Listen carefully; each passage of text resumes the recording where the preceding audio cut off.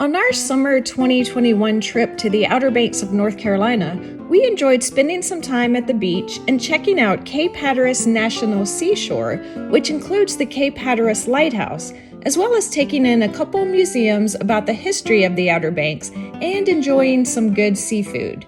We have made videos about all of those things, but we haven't made a video tour of the motel that we stayed at yet. So as we burned through a lot of video footage that we never got around to editing, today we're taking you to the Cape Pines Motel in Buxton, North Carolina. The main draw here is the location, as it is right along the Cape Hatteras National Seashore and is less than 2 miles from the Cape Hatteras Lighthouse. During this pandemic, we've all had concerns about our health, our loved ones, our jobs, our businesses, kids' education, and on and on. These are all very reasonable concerns. So we've been really tolerant of other people's reactions to the situation because we know people are under a lot of stress. But my jaw dropped as I entered the office. The sign said only one person could enter to check in, which is fine. We've seen that at other places during this pandemic, but the employees here were hermetically sealed behind a plastic sheet spanning the entirety of the office from ceiling to floor in front of the front counter. There's a little flap cut in the plastic with the words "Flap Opens" written on it, where you could insert your credit card into a card reader.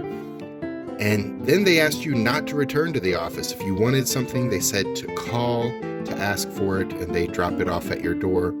When you checked out, you just dropped your keys in a slot, so you didn't have to enter the office again. They only cleaned rooms between guests, which again is fairly common at the moment, but we never saw an employee again after this. Had this been spring 2020, I probably wouldn't have batted an eye, but this was post-vaccine. This was just a few months ago. I know people are reasonably concerned, but this seemed like a bit much. Having said that, it was a pretty nice hotel for the price. We could park right in front of our room. At the door was a wooden bench that a lot of guests used to lay out wet bathing suits to dry in the summer heat. As you enter, there is a desk with a phone next to a dresser for vacation unpackers to use.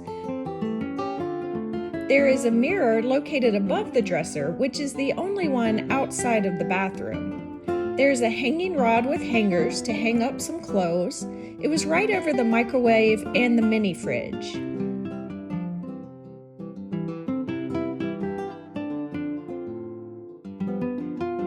There was a wall-mounted flat-panel TV right above the desk. I believe our room had double beds, but they do have rooms with queens and some with a king bed, as well as some with a king and a double, so there are options. The bed closest to the door had a nightstand next to it, but the bed on the opposite side of the room did not.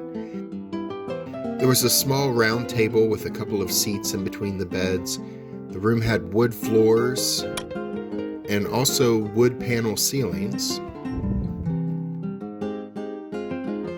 The bathroom was pretty small, as is often the case at a motel, but it was adequate. There was a standing shower, no tub, in our bathroom. The room looked clean and well maintained, even though this did appear to be an older property. The pool area is located in the parking lot. While we were there, high winds were whipping around the sand on the beach, so a lot of guests left the beach to head for the hotel pool in the afternoons.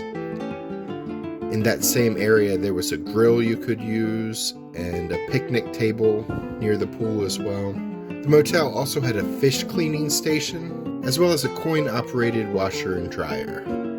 The motel does have pet-friendly rooms. There's a $30 pet fee, which covers up to 2 pets and will be added onto your room rate. Behind the motel is a yard where you can walk your dog. There's also a swing set and a tire swing back there for kids to play on. Here in November, room rates start at $79 a night, but it goes up to anywhere from $150 for a standard room to $194 a night for a suite with a full kitchen during the peak summer tourist months. In addition to being close to local attractions, the motel is right across the street from a grocery store called Connor's Supermarket, so it's very convenient if you need supplies during your stay. If you're looking for a non-chain, comparatively low-priced motel near Cape Hatteras Lighthouse, we definitely recommend this one. I'm Alice. And I'm Jack. Click on these links to see our top 10 things to do in the Outer Banks video or our Outer Banks playlist. And don't forget to subscribe so that we can see you the next time we're traveling through.